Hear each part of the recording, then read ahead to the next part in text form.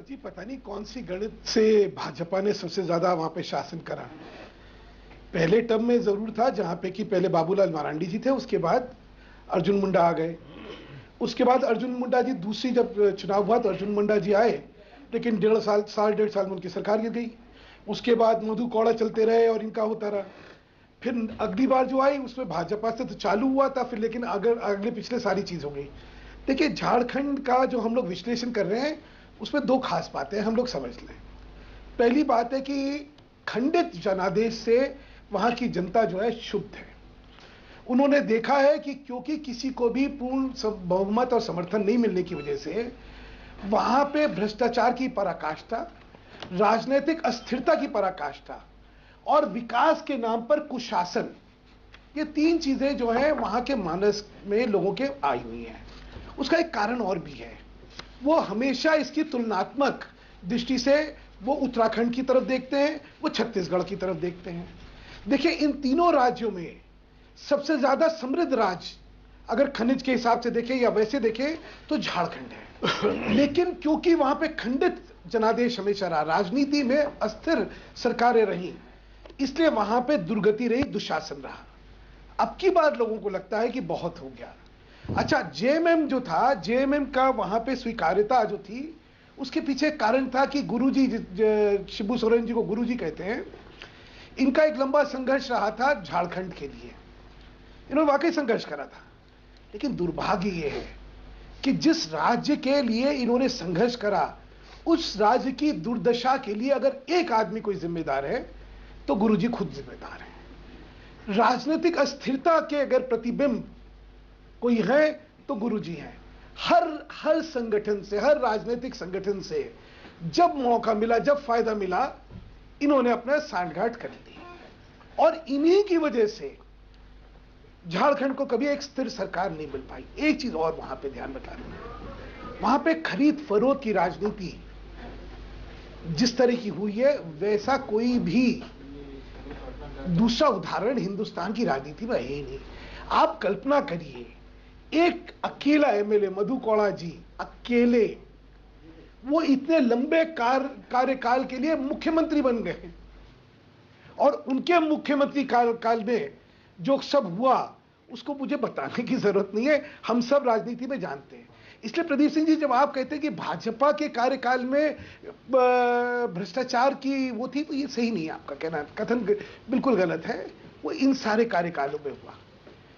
आखिरी में कहना चाहता हूं, एक समृद्ध राज्य सिर्फ राजनीतिक अस्थिरता की वजह से पिछड़े, अविकसित हो, लोगों, वहां झारखंड में आप संथाल परगना में जाइए, मैं तो बहुत घूमा हुआ हूं वहां पे, आपको ताज्जुब होगा, इतने अच्छे लोग, इतना उसके अंदर पोटेंशियल। वहां का अगर आप संथालियों का गांव देखें तो लगेगा कि जैसे एक आदर्श गांव जो होना चाहिए, यह है सफाई, खूबसूरती, लेकिन इतनी गरीबी कि आप कल्पना नहीं कर सकते। यह दिशा बदलनी चाहिए और इसीलिए शायद अब की बार लोगों ने मन बनाया कि अब की बार ट्राइबल वर्सेस नॉन ट्राइबल, ये सारे विषयों को नहीं देखना है। हमें एक स्थिर सरकार देनी है ताकि झारखंड का विकास हो सके। यह है झारखंड की कहानी, और जो आपके आंकड़े दिखा रहे हैं ये स्वाभाविक तौर पे उसी आकांक्षा का प्रतिबिंब है। बिल्कुल बिल्कुल, आपने विश्लेषण किया, लेकिन आप ये बात भूल गए सुधांशु मित्तल जी कि आपकी ही सरकार सबसे ज्यादा समय थी। अगर आप चाहे तो मैं कैलकुलेट करके बता दूं।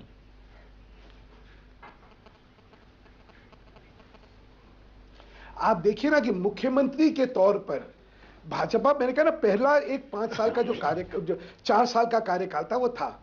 उसके बाद तो कभी भी किसी सरकार का कार्यकाल पूरा नहीं हुआ।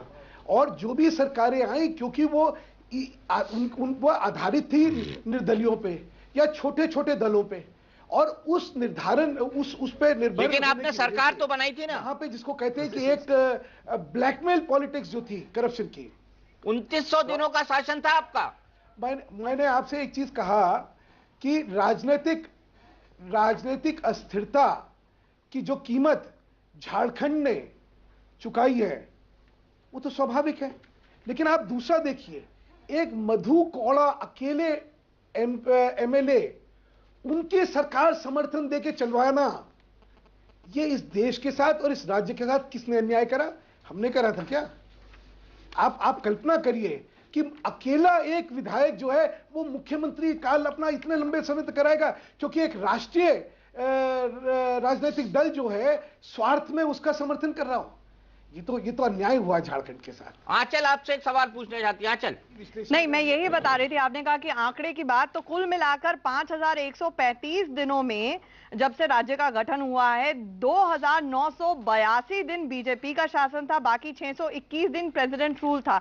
तो जाहिर तौर पर दीपक बार बार ये कहना मोदी का, हालांकि मोदी का नाम चलता हुआ नजर आ रहा है, एक जिस तरह से एडलाइन होती थी बस नाम ही काफी है, वो जमीन पर जरूर नजर आ रहा है, लेकिन कहीं ना कहीं बार बार दूसरी पार्टियों को ब्लेम करना, वो तो सुधांशु जी बता पाएंगे कि सबसे ज्यादा लंबा कार्यकाल इन्हीं का रहा है।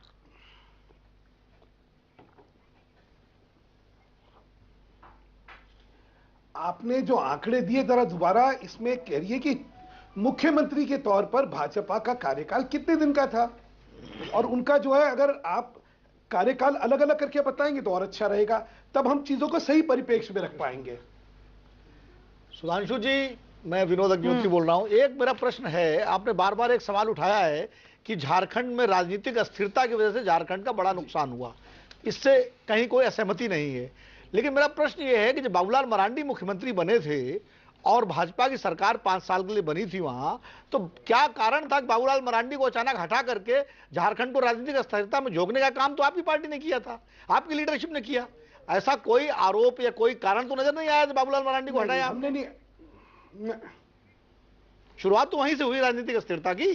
विनोद जी, अगर आपकी स्मरण शक्ति आपको याद दिलवाएगी, मैं बता रहा हूं, आपकी अगर याददाश्त आपका साथ देगी तो आपको ध्यान होगा कि भाजपा ने नहीं हटाया था, वहां के विधायकों के एक दल ने अपना समर्थन वापस ले लिया था, जो कि क्योंकि हमारी वहां पे मेजॉरिटी नहीं थी, हमारे पास बहुमत नहीं थी, तो जो समर्थन हमें मिल रहा था उन्होंने वापस ले लिया था, और बहुत दिन तक ये लॉकडाउन चला था, और मजबूरन, क्योंकि सरकार तभी चल सकती है जब इनको हटाया जाए। वो चलवाने वाले तो आप ही की पार्टी के लोग थे। बाबूलाल मरांडी की जगह वो इशारा कहां से था? वो तो जी, वो समर्थन वापसी का इशारा बाबूलाल मरांडी विरोधी जो लॉबी थी बीजेपी में, उसी ने करवाया। सुधांशु जी, आप भूल गए हैं। आप चाहे तो मैं उन विधायकों के नाम ले सकता हूं, और वो ऑपरेशन क्यों और किस लिए हुआ था ये भी आप जानते हैं। हमारा कौन विधायक था उसमें? खुद अर्जुन मुंडा खिलाफत कर रहे थे बाबूलाल मरांडी की। दीपक जी, मैं आपको भी ध्यान है, मुझे भी ध्यान है, क्योंकि खुद बाबूलाल मरांडी की अर्जुन मुंडा खिलाफत कर रहे थे, और उनकी वजह से हटाना दोनों नहीं, आपको फिर मैं याद दिलवाता हूं। देखिए, किसी भी राजनीतिक संगठन के अंदर लोगों के मतभेद भी होते हैं, मनभेद भी होते हैं, लेकिन उससे सरकारें ही नहीं थी ना। उन विधायकों को लेकर दिल्ली कौन आया था? जब ये 8 विधायकों ने, 8 या 10, मुझे अब ध्यान नहीं, ये मुंडा लेके नहीं, अर्जुन मुंडा नहीं लेके आया, ये गलत आप कह रहे हैं। अब लेकिन ये बताइए, मुझे पता है कि बाबूलाल मरांडी के हटते ही वो विधायक फिर से कैसे आपके साथ आ गए? हाँ, वही मैंने कहा ना कि उन्होंने वहां पे समर्थन देने की एक शर्त रखी।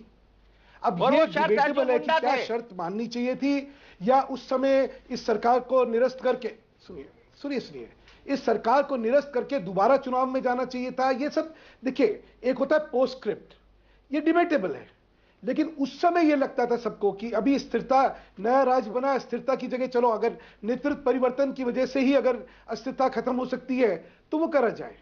इसमें आप जो देख रहे हैं बाबूलाल, अच्छा देखिए, अर्जुन मुंडा जी का भी जो आप कह रहे हैं, वो इतना ना तो उनका उस समय कद था, ना इतना प्रभाव था। अर्जुन मुंडा जी का कद जो राजनीति में बढ़ा, ये भी एक अपने आप में सत्य है कि उसके बाद ये मुख्यमंत्री दिल्ली के नेताओं ने बढ़ाया। अर्जुन मुंडा जी पहले जो है जेएमएम के सदस्य थे, और जेएमएम के सदस्य के बाद वो भाजपा में आए थे, तो उस समय उनका भाजपा में ना वो प्रभाव था ना कद था। हाँ, मुख्यमंत्री बनने के बाद उनका कद भी बढ़ा, प्रभाव भी बना, और वो अग्रणी नेता है आज के दिन भाजपा के, ये भी अपने आप में सत्य है।